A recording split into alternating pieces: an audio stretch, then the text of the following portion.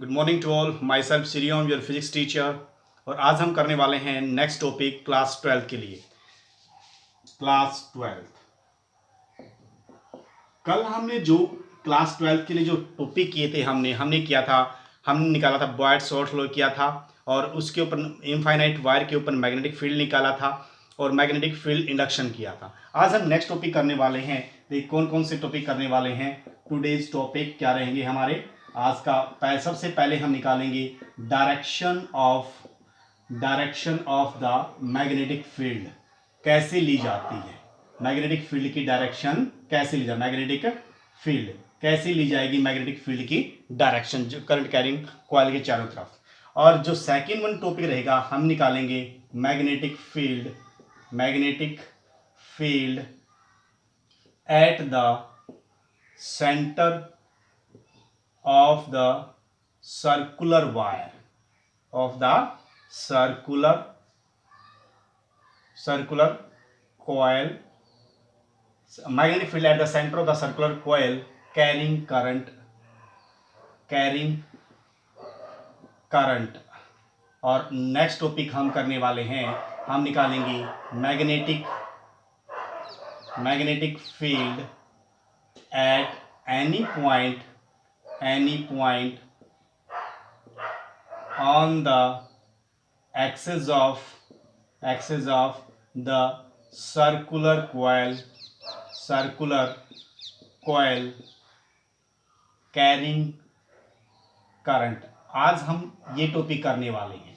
सबसे पहले हम कौन सा टॉपिक करेंगे, डायरेक्शन ऑफ मैग्नेटिक फील्ड कैसे निकाली जाती है। और सेकंड टॉपिक रहेगा हमारा magnetic field at the centre of the circular coil carrying current कैसे निकालेंगे हम, मैग्नेटिक फील्ड कैसे निकालेंगे सर्कुलर कॉइल के लिए। और थर्ड जो हम करेंगे मैग्नेटिक फील्ड निकालेंगे at any point on the axis of the circular coil carrying current. तो देखिए हम शुरू करते हैं। सबसे पहले टॉपिक हम लेते हैं direction of magnetic field. Direction of the magnetic field कैसे निकालते हैं, डायरेक्शन ऑफ मैग्नेटिक फील्ड की डायरेक्शन कैसे ली जाती है। देखिए किसी वायर में अंदर ये करंट फ्लो कर रहा है, हमारा क्या कर रहा है, करंट फ्लो कर रहा है। तो इसके चारों तरफ मैग्नेटिक फील्ड लाइंस कैसे रिप्रेजेंट की जाती हैं। इसको मैग्नेटिक फील्ड की डायरेक्शन को डिनोट करने के लिए हम राइट एंड थंब रूल का यूज करते हैं।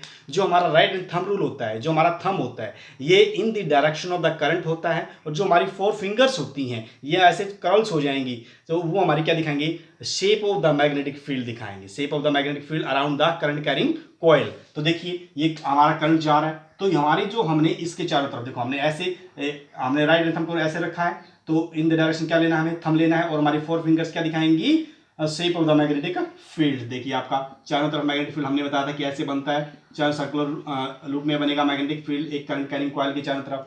तो ये तो हमारा हो गया मैग्नेटिक फील्ड की डायरेक्शन की शेप होगी हमारी। अब हम मैग्नेटिक फील्ड निकालना चाहते हैं कि भी मैग्नीट्यूड कितना होगा मैग्नेटिक फील्ड का एट एनी पॉइंट। देखो किसी भी सर्कल के अंदर इस पॉइंट पे या इस यहाँ पे उस पॉइंट के ऊपर आप क्या कर दोगे, एक टेंजेंट ड्रॉ कर दोगे। जो टेंजेंट होगा ये मैग्नेटिक जो फील्ड होता है इसका मैग्नीट्यूड दिखाएगा, मैग्नेटिक फील्ड की क्या दिखाएगा, डायरेक्शन दिखाएगा कि ये डायरेक्शन इस तरफ होगी। मैग्नेटिक फील्ड की डायरेक्शन किस तरफ होगी वो ये दिखाएगा आपका। हर पॉइंट के ऊपर आप टेंजेंट ड्रॉ करो, उसको आपको मैग्नेटिक फील्ड की डायरेक्शन का आपको पता लग जाएगा। तो आपने राइट एंड थंब रूल में क्या पढ़ा है, हमने ये बताया है कि भी आप जो राइट एंड थंब रूल का यूज करेंगे। हमारा जो थंब है वो हमारा क्या दिखाएगा, डायरेक्शन ऑफ द करंट दिखाएगा और जो हमारी फिंगर्स हैं वो दिखाएंगी मैग्नेटिक फील्ड की जो शेप होती है एक वायर की चारों तरफ वो दिखाएंगी। और एक एट एनी पॉइंट किसी पॉइंट के ऊपर यदि हम टेंजेंट ड्रॉ कर दें तो वो हमारा जो मैग्नेटिक फील्ड की डायरेक्शन दिखाएगा, उस टेंजेंट जो ड्रॉ करेंगे हम। अब हम बात करते हैं magnetic field at the centre of the circular coil carrying current. तो सेकंड जो टॉपिक है मैग्नेटिक फील्ड निकालना हमें centre of the current carrying coil के ऊपर निकालना है। देखिए आप निकालना चाहते हैं, क्या निकालना चाहते हैं, हम निकालना चाहते हैं magnetic field at the centre of the eight the centre point के ऊपर, eight the centre of the circular coil carrying current. हम इसके लिए कॉइल कैरिंग करंट, तो देखिए कैसे निकालेंगे। हमें क्या ले लिया, हमने यहाँ डायग्राम यहाँ बना देते हैं आपका। तो देखिए आपने एक वायर ली और इसको सर्कुलर लूप में बना लिया ऐसे, और उसमें करंट पास करवा दिया, आई करंट फ्लो कर रहा है, तो करंट हमारा ऐसे जाएगा। ये हमारा क्लॉकवाइज डायरेक्शन होता है करंट की, क्लॉकवाइज डायरेक्शन में हमारा करंट क्या कर रहा है, फ्लो कर रहा है। हमें किस इस पी पॉइंट के ऊपर, यहाँ ओ पॉइंट के ऊपर हमें क्या निकालना है, मैग्नेटिक फील्ड निकालना है। इस करंट के कारण, इस लूप के कारण मैग्नेटिक फील्ड कितना होगा इस पॉइंट के ऊपर। तो हम क्या मानते हैं, देखो यहाँ पे इस करंट जा रहा है, यहाँ पे छोटे इस वायर को है जो लूप है, इसको छोटे छोटे इक्वल पार्ट्स में डिवाइड कर लेते हैं, और हर एक की लेंथ क्या होगी, हर एक की लेंथ हम मान लेते हैं डेल एल लेंथ है हमारी। तो इसमें करंट कितना जा रहा है, आई करंट पास कर रहा है इसमें से। तो इसके कारण मैग्नेटिक फील्ड कितना होगा सेंटर पॉइंट के ऊपर, हमें यदि ये पता लग जाए तो उसको हम इंटीग्रेट कर देंगे बाद में, तो हमें पूरी वायर का हमें क्या निकल जाएगा, हमें क्या क्या निकल जाएगा, मैग्नेटिक फील्ड निकल जाएगा। अब देखिए हम लिख लेते हैं, कुछ कंसीडर कर लेते हैं। आई हमारा क्या है, current flowing through the wire, current flowing through the wire, current flow कर रहा है वायर के अंदर। और जो हमारी क्या है, अब देखिए जो आर है is the radius of the circular, radius of the circular coil, circular coil. जो हमने यहां से जो इस पॉइंट से इस पॉइंट की जो दूरी माननी है वो हमारी क्या है, आर है। ये ऑब्जर्वेशन पॉइंट की डिस्टेंस होती थी, और यहाँ पे क्या है वो ऑब्जर्वेशन पॉइंट की डिस्टेंस, वो डिस्टेंस हमारी क्या है, रेडियस है हमारी, यहाँ पे क्या है, रेडियस है हमारी, ठीक है ना। अब डी बी क्या है हमारा, magnetic field, magnetic field at the, magnetic field at the centre of the, centre of the circular coil, circular coil. जो सर्कुलर कॉइल है उसकी मैग्नेटिक फील्ड है at the centre of the circular coil, ठीक है ना। और कितने small parts के कारण मैग्नेटिक फील्ड है, ये स्मॉल पार्ट के कारण है, ठीक है ना, कंप्लीट कॉइल के कारण नहीं है, ओनली स्मॉल पार्ट के कारण है मैग्नेटिक फील्ड एट द। देखो अब हमने बॉयड्स, अकॉर्डिंग टू बॉयड्स-शॉर्ट लॉ, बॉयड्स-शॉर्ट ने क्या बताया था कि भी जो बॉयड्स-शॉर्ट लॉ होता है वो छोटे पार्ट्स के लिए, छोटे पार्ट्स के लिए मैग्नेटिक फील्ड की वैल्यू बता देता है कि भी कितनी होगी, तो इसलिए उसको यूज किया गया था आपका अकॉर्डिंग टू बॉयड्स-शॉर्ट लॉ। देखो इसने हमारा स्मॉल पार्ट्स के ऊपर मैग्नेटिक फील्ड निकालना हमें बताया था, वो कितना होता है, dB इज इक्वल टू होता है mu naught by 4 pi I D L sine theta by क्या होता है हमारा आर स्क्वायर होता है।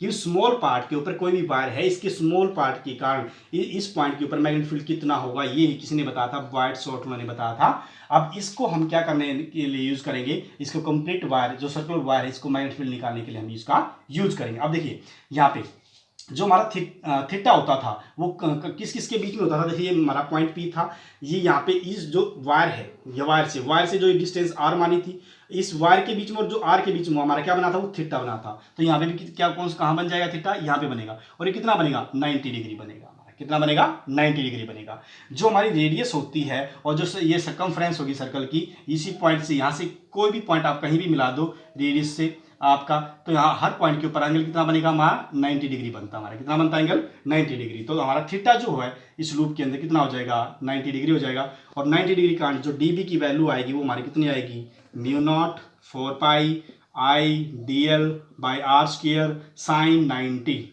साइन 90 कितना हो जाएगा, 1 के बराबर होता है। साइन 90 किसके बराबर होता है, 1 के बराबर। तो हमारी जो वैल्यू निकल के आएगी ये किसके बराबर आ जाएगी, देखिए हमारी वैल्यू किसके बराबर आएगी निकल के, तो मैं इसको साफ कर देते हैं। तो देखिए तो हमारी value I D B is equal to हो जाएगा mu naught 4 pi I D L by क्या हो गया हमारा आर स्क्वायर आ गया। ये स्मॉल पार्ट के कारण आया, हमें क्या चाहिए, कंप्लीट सर्कुलर वायर के कारण मैग्नेटिक फील्ड चाहिए at the centre of the circular coil. तो हमें ऐसा कर दे, इंटीग्रेटिंग कर देते हैं, इंटीग्रेटिंग ऑन बोथ साइड, दोनों साइड हम इंटीग्रेशन कर देते हैं। हमें क्या मिलेगा, D B is equal to आपका यहाँ पे हो जाएगा म्यू नॉट बाय में 4 pi I D L by क्या आ जाएगा आर स्क्वायर। अब यहाँ से इंटीग्रेशन क्या हो जाएगा इसका, यहाँ पे बी आ जाएगा और यहाँ पे क्या आ जाएगा, म्यू नोट बाहर आ जाएगा, 4 पाई बाहर आ जाएगा, आई बाहर आ जाएगा, आर स्क्वायर बाहर आ जाएगा, ओनली क्या बचेगा डी एल। जो भी हमारे कांस्टेंट हैं वो बाहर आ जाएंगे और जिसका विद रिस्पेक्ट हम इंटीग्रेशन कर रहे हैं वो क्वांटिटी हमारी क्या रहेगी अंदर। तो हमारी लेंथ है, ओनली लेंथ का पोर्शन ही अंदर रहेगा और हमारा कोई भी पोर्शन अंदर नहीं रहेगा इंटीग्रेशन के अंदर। अब देखिए अब हमें पता है कि भी इंटीग्रेशन करने का जो मेथड्स होता है, देखिए अब क्या आ जाएगा, b इज इक्वल टू आ जाएगा म्यू नॉट बाय 4 पाई, अब आई बाय में क्या है आर स्क्वायर। अब इसकी जो लेंथ है, जो आपकी सर्कल की जो लेंथ थी, इसकी कितनी होगी, जो इसकी सरकमफ्रेंस होती है वही हमारी इसकी क्या होती है, लेंथ होती है। तो क्या आ जाएगी 2 पाई आर, आर हमारा क्या है रेडियस है, तो सरकमफ्रेंस होगी, डीएल क्या है हमारी सरकमफ्रेंस ऑफ द सर्कल कोयल हो जाएगी हमारी, तो 2 पाई आर के बराबर होगी वो। अब इससे कैंसिल आउट कर देते हैं, एक आर से एक आर क्या हो जाएगा हमारा कैंसिल आउट, और 2 पाई से 4 पाई क्या हो जाएगा कैंसिल आउट, 2 टाइम्स के ऊपर हो जाएगा।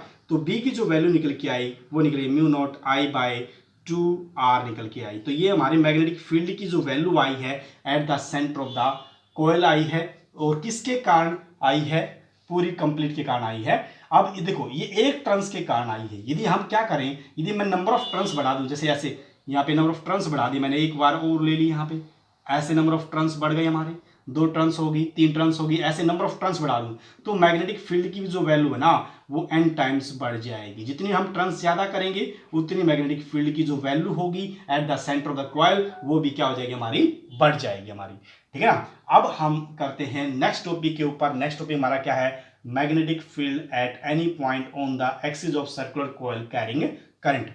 उम्मीद करता हूं आपको समझ में आया होगा। हमने इसमें क्या किया एक बार और फिर बता देते हैं। देखिए इसके लिए हमने क्या किया है, एक वायर लिया और उसको किस में फॉर्म में बना लिया है, एक सर्कुलर लूप में बना लिया है, उसमें हमने करंट फ्लो करवा दिया, आई करंट फ्लो कर रहा था, और हमें क्या निकालना है, सेंटर पॉइंट के ऊपर हमें मैग्नेटिक फील्ड निकालना है सर्कुलर कॉइल के अंदर कितना होगा। तो हमने आई करंट फ्लो किया करवाया, तो एक पॉइंट मान लिया, एक कहीं भी इसको जो वायर हमारे स्मॉल स्मॉल पार्ट्स में डिवाइड कर लिया था, और एक स्मॉल पार्ट के कारण मैग्नेटिक फील्ड कितना बताया मैंने, डीबी बताया, कितना बताया डीबी, डीबी क्या होगा, डीबी होगा मैग्नेटिक फील्ड। अब ऐसे यदि मैं एक स्मॉल पार्ट के कारण मुझे मैग्नेटिक फील्ड पता है, यदि मैं इसका इंटीग्रेशन कर देता हूं, ऐसे स्मॉल पार्ट्स इस वायर के ऊपर बहुत सारे बनाए हैं मैंने, इक्वल पार्ट्स में बांटा गया ना, तो उसको क्या निकालने के लिए क्या यूज किया मैंने, according to Biot Savart law क्या कहता है, DB is equal to mu naught 4 pi I DL R square into में क्या होता है साइन थीटा, और वहां पे जो एंगल बनता था थीटा आर के बीच में, और जो हमारी वायर थी करंट कैरिंग वायर थी उसके बीच में एंगल कितना था, थीटा था,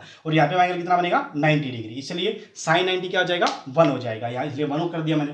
फिर हमने इसको क्या कर दिया, इंटीग्रेट कर लिया, क्योंकि हमने पूरी वायर के कारण मैग्नेटिक फील्ड निकालना था, और ये तो ओनली एक स्मॉल पार्ट के कारण था। इंटीग्रेट करने के बाद डीबी इज इक्वल टू क्या, mu naught 4 pi I DL by में क्या हो गया आर स्क्वायर आ गया। अब इंटीग्रेशन करते हैं, अब इसका बी आ जाएगा, और इंटीग्रेशन यहाँ पे जो कांस्टेंट टर्म है वो बाहर आ जाएंगी, क्योंकि हम जो इंटीग्रेशन कर रहे हैं ना विद रिस्पेक्ट टू लेंथ कर रहे हैं, विद रिस्पेक्ट क्या कर रहे हैं लेंथ, और ये जो चीजें हैं ये लेंथ नहीं है, ये हमारा म्यू नॉट 4 पाई है, अलग कांस्टेंट है, ये करंट है, ये हमारा क्या आर स्क्वायर, ये सारी चीजें बाहर आ जाएंगी। और इसको जो लेंथ का इंटीग्रेशन किया हमने सर्कुलर कॉइल के लिए, वो कितनी आती है, उसकी सरकमफ्रेंस जो होगी वो हमारी डीएल होगी, 2 पाई आर के बराबर आ जाएगी, लेंथ आ जाएगी ना, कंप्लीट लेंथ आ जाएगी यहाँ से, और लेंथ किसके बराबर होती है, सर्कल की 2 पाई आर के बराबर होती है, सरकमफ्रेंस के बराबर होती है। तो यहाँ पे हमने कैंसिल आउट किया तो हमारी ये वैल्यू निकल के आई, ये टर्न्स के लिए आई। हमने क्या बताया, यदि नंबर ऑफ टर्न्स बढ़ा देता हूँ सेंटर पॉइंट के ऊपर मैग्नेटिक फील्ड की वैल्यू भी क्या बच जाएगी, n टाइम से बढ़ जाएगी। अब देखिए हमारा नेक्स्ट पॉइंट क्या होगा, तो देखिए हम नेक्स्ट करते हैं, पहले इसको साफ कर देते हैं।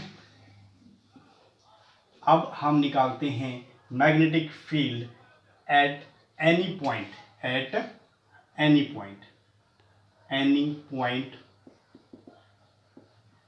Any point on the axis of the circular coil carrying current. ये कैसे निकलेगा, देखिए हम कैसे करते हैं। हम मान लेते हैं एक सर्कुलर कॉइल ले लिया हमने, ये सर्कुलर, इसकी जो रेडियस है वो हमने क्या मान ली, ए मान ली है, तो इसकी रेडियस यहाँ पे भी ए होगी, इस तरफ भी इस तरफ भी, बिल्कुल सेंटर पॉइंट से मानना है, ए पॉइंट ओ पॉइंट मान लिया हमने। अब हम मान लेते हैं इस पी पॉइंट के ऊपर मैग्नेटिक फील्ड निकालना चाहते हैं, पी पॉइंट के ऊपर, ये हमारा पी पॉइंट, हम यहाँ लिख देते हैं पी पॉइंट, ही समझ जाना, ठीक है ना। ऑब्जर्वेशन पॉइंट, जो पी पॉइंट है उसकी जो सेंटर से दूरी है वो मान लेता हूं मैं एक्स दूरी मान लेता हूं। सेंटर पॉइंट जो सर्कुलर कॉइल ली है इसके अंदर करंट फ्लो कर रहा है, जैसे आई करंट फ्लो कर रहा है, और इसके अंदर हम इस पार्ट के अंदर मैग्नेटिक, इस ये हमारा स्मॉल पार्ट मान लिया, ए और बी माने स्मॉल पार्ट मान लिया, ऐसे ऐसे स्मॉल पार्ट्स, इसको इक्वल पार्ट्स में डिवाइड कर लिया मैंने स्मॉल पार्ट्स, तो यहाँ पे इसकी जो लेंथ होगी वो हमने क्या मान ली, हर बार जो मानते हैं dn मान ले, और इसके कारण जो मैग्नेटिक फील्ड बनेगा एट पॉइंट बी वो कितना बनेगा, db बनेगा एट पॉइंट बी। देखिए आपका ये बनेगा मैग्नेटिक फील्ड। एक स्ट्रेट लाइन बनाएंगे आप, बिल्कुल स्ट्रेट लाइन बनाना, ये बना लिया आपने। अब देखिए अब हमने क्या हुआ, यहाँ पे जो हम है यहाँ पे हमने बनाया फाई एंगल बनाया। अब देखिए इसको हम दो भागों में बात, ये फाई है तो ये हमारा क्या बन जाएगा, ये भी हमारा क्या बन जाएगा, फाई बन जाएगा हमारा। तो ये जो डीबी मैग्नेटिक फील्ड है इसी कारण तो ये दो भागों में बढ़ जाएगा। यहाँ पे क्या बच जाएगा, एक तो हो जाएगा DB cos phi, DB cos phi, और ये बन जाएगा, एक बन जाएगा हमारा क्या बन जाएगा, डीबी साइन फाई बन जाएगा। इस पार्ट के कारण मैग्नेटिक फील्ड हमारा ये निकल के आया, रिजल्टेंट हुआ उसका फाई, हमारा एंगल था, ये हमारा फाई एंगल था, ठीक है ना। अब हमारा देखो तो ये दो कंपोनेंट बच गया, डीबी कॉस फाई और डीबी साइन फाई के अंदर कन्वर्ट हो गया। ऐसा ही हम क्या मान लेते हैं, और ये हमारे क्या है, ऑब्जर्वेशन पॉइंट की डिस्टेंस होती है ना करंट कैरिंग कॉइल से, हमारी आर डिस्टेंस होती है। अब ऐसा ही पॉइंट हम नीचे मान लेते हैं, जैसे ए बी है यहाँ पे ए डैश और बी डैश मान लो, इसको बिल्कुल अपोजिट ऐसे इस कॉइल के अंदर, ये जैसे यहाँ पॉइंट मिला इसके अपोजिट यहाँ मिल गया, यहाँ पॉइंट मिलेगा उसकी यहाँ मिलेगा, यहाँ पॉइंट मिलेगा उसकी यहाँ पर यहाँ मिलेगा, ऐसे ऐसे बिल्कुल इक्वल पार्ट्स मिलेंगे आपको। देखिए अब इसके कारण आपका मैग्नेटिक फील्ड इस पॉइंट के कारण यहाँ पे डीबी डैश मान लेता हूँ, कोई भी डीबी मान लेना, यहाँ पे होगा, इतनी लेंथ है, सेम लेंथ है, करंट सेम जा रहा है तो डीबी ही बनाएगा आपका। तो यहाँ पे जो मैग्नेटिक फील्ड बनाएगा ये एंगल हमारा फाई हो गया, तो यहाँ पे एंगल फाई होगा, तो यहाँ क्या बन जाएगा, डीबी कॉस फाई हो जाएगा, और इसके अलोन भी क्या आ जाएगा, यहाँ पे डीबी साइन फाई आ जाएगा। तो देखो एक पार्ट्स ऊपर एक पार्ट्स नीचे, इसके कारण यहाँ पे मैग्नेटिक फील्ड, इसके कारण यहाँ पे मैग्नेटिक फील्ड। तो ऐसे ऐसे बहुत सारे पार्ट्स होंगे, और हर पार्ट्स के अपोजिट एक क्या बनेगा, एक पार्ट्स आपको मिलेगा, जिसके कारण आपका देखिए मैग्नेटिक फील्ड जो है, ये जो परपेंडिकुलर कंपोनेंट वाला था हमारा, तो ये हमारे जो सॉरी डीबी कोस थीटा वाला था, ये जो कंपोनेंट्स है ये हमारा क्या हो जाएगा, कैंसल आउट, जो हॉरिजॉन्टल कंपोनेंट होते हैं हमारे। और जो हमारा डीबी साइन थीटा है वो हमारा क्या रहेगा, वो सभी जो सिगमेंट्स के कारण जो मैग्नेटिक फील्ड बनेगा वो हमारा क्या होता है जाएगा, ऐड होता जाएगा आपका। तो वही हमें निकालना है। तो देखिए हमारा क्या है, आई हमें क्या लिखेंगे, current flowing through the circuit, current flowing through the circular coil लिख लेना यहाँ पे, ठीक है ना। और हमारा क्या है, ए हमारी क्या है, radius of the circular coil, radius of the circular coil होगी, रेडियस होगी हमारी, ठीक है ना। और x हमारा क्या है, is the distance of the observation point from the centre of the circular coil, centre point से यहां तक की डिस्टेंस होगी हमारी, x होगी हमारी।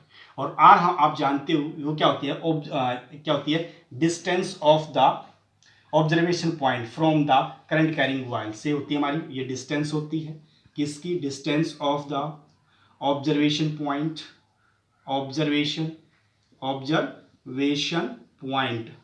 From the current carrying circular coil लिख देना है आप, ठीक है ना। ये हमारे पॉइंट्स हो गए। अब देखिए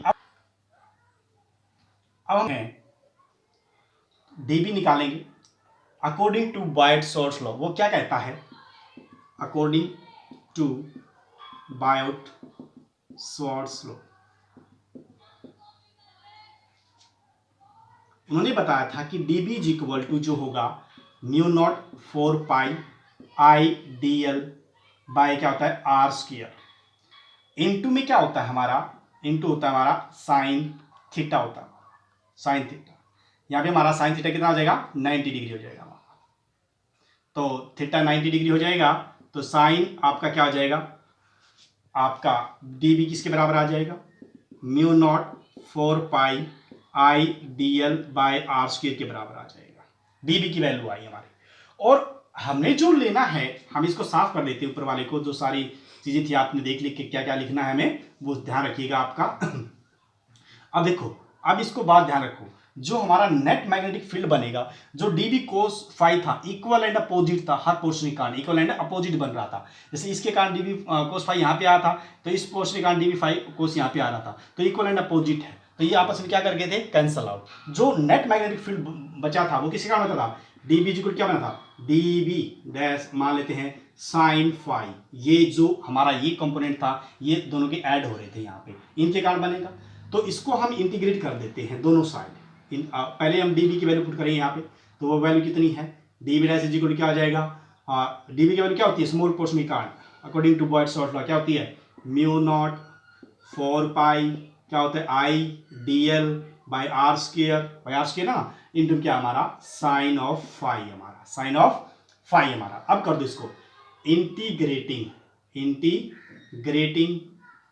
ऑन बोथ साइड हम इंटीग्रेशन कर देते हैं, तो हमारा क्या निकल के आएगा, D B dash is equal to integration of mu naught 4 pi I D L by में क्या होगा आर स्क्वायर इंटू में क्या आ जाएगा साइन फाई। अब हम ट्रायंगल ले लें, यदि हम ट्रायंगल ले लें हमने ओ, यहाँ पे कोई ओ डैश मान लो पॉइंट ओ डैश और पी पॉइंट के अंदर, तो यहाँ पे हम साइन फाई निकालें इस ट्रायंगल के अंदर, 90 डिग्री हमारा यहाँ पे है ट्रायंगल के अंदर निकालें हम, तो क्या निकल के आएगा हमारा जो साइन फाई आएगा हमारा वो क्या होता है ट्रायंगल के अंदर, ठीक है ना, हमारा ये हाइपोटेन्यूज है हमारा क्या है, बेस है हमारा क्या है परपेंडिकुलर, तो हमारा क्या आ जाएगा परपेंडिकुलर बाय क्या था हाइपोटेन्यूज होता है, तो हमारा यहाँ पे आ गया परपेंडिकुलर बाय हाइपोटेन्यूज, तो क्या आ जाएगा हमारा यहाँ पे क्या आ जाएगा B dash is equal to क्या आ जाएगा mu naught 4 pi I D L R square बाहर आ जाएगा, और साइन जो फाई उसकी वैल्यू क्या आ जाएगी ए बाई आर, और इंटीग्रेशन में कौन हो जाएगा डी एल हो जाएगा हमारा, साइन फाई की वैल्यू पुट कर दी यहाँ पे। अब देखिए तो यहाँ से क्या है हमारा B dash is equal to mu naught by 4 pi I A R की क्यूब इंटू क्या हो गया डी एल हो गया हमारा। अब जो हमारी डी एल है, इसका डी एल है सर्कल के लिए हमारी जो लेंथ होती है डी एल होती है वो किसके बराबर होगी, वो होगी हमारी किसके बराबर होगी, देखिए हमारी किसके बराबर होगी वो, तो देखिए तो B dash is equal to हो जाएगा mu naught 4 pi I A by में आर क्यूब, वो हो जाएगा 2 पाई ए के बराबर हो जाएगी, 2 पाई ए के बराबर हो जाएगी। ये क्यों होगी, देखिए ये क्यों होती है, क्योंकि सर्कमफ्रेंस है आपकी किसकी, आपके सर्कल की हमारी, ठीक है ना। अब हमारा बी डैश किसके बराबर आ गया, mu naught I 2 pi A square by 4 pi into में आर की क्यूब के बराबर आ गया हमारा, ठीक है ना।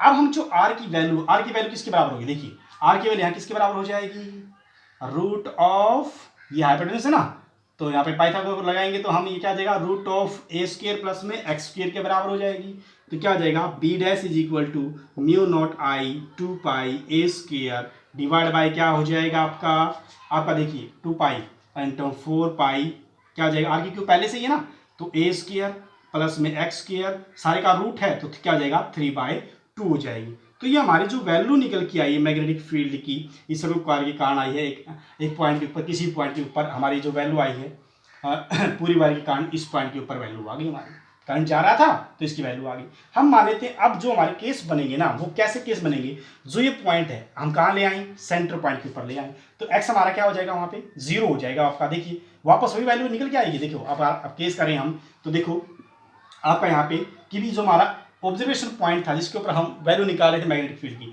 वो कहाँ लाई कर जाए सेंटर पॉइंट के ऊपर। अभी जो हमने लास्ट टॉपिक में किया भी था हमारा, तो B dash is equal to क्या आ जाएगा हमारा बी डैश क्या आ जाएगा म्यू नॉट आई और क्या आ जाएगा 2 pi A square divide by क्या हो जाएगा हमारा 4 पाई, तो यहाँ पे x जो क्या हो जाएगा वो 0 लाइक हो जाएगा आपका, तो यहाँ पे क्या ए स्क्वायर बच जाएगा, ए स्क्वायर की पावर कितनी बचेगी 3/2 बचेगी और 2 से 2 क्या हो जाएगा कैंसिल आउट, तो ए क्या हो जाएगा ए की क्यूब बच जाएगा हमारा। अब देखो ए स्क्वायर से ए क्यूब कैंसिल आउट हो जाएगा है ना, तो यहाँ पे 2 पाई से क्या आ जाएगा 2 पे टाइम्स पे हो जाएगा, तो बी डैश की वैल्यू क्या आएगी mu naught I divide by क्या आया 2a, यही तो आई थी सर्कुलर कॉइल के कारण हमारा सेंटर पॉइंट के ऊपर, यही है ना लास्ट टॉपिक के अंदर, तो हमारा ये वैल्यू हो जाएगी हमारा इसके, यदि हम इस पॉइंट का मान लेते हैं सेंटर पॉइंट के ऊपर मान लेते हैं। और यदि हम और सिंप्लीफाई करें तो B dash is equal to किसके बराबर हो जाए, देखो म्यू नॉट, अब देखो magnetic field magnetic dipole moment किसके बराबर होता है आई इंटू में एरिया के आर स्क्वायर के बराबर होता है, ठीक है ना, पाई आर स्क्वायर होता है ना हमारा एरिया, सॉरी हमारा क्या होता है ए के बराबर होता है हमारा एरिया होता है।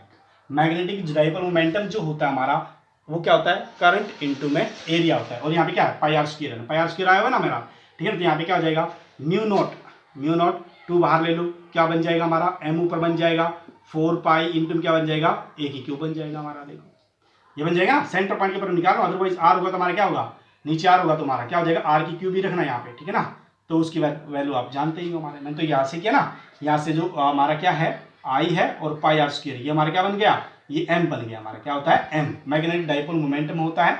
तो उसकी वैल्यू हमने यहाँ पे पुट कर दी, म्यू नॉट 2m/4 पाई r की क्यूब के बराबर आ जाएगा। यहाँ पे हमारा ये टॉपिक फिनिश हुआ। I hope you got it.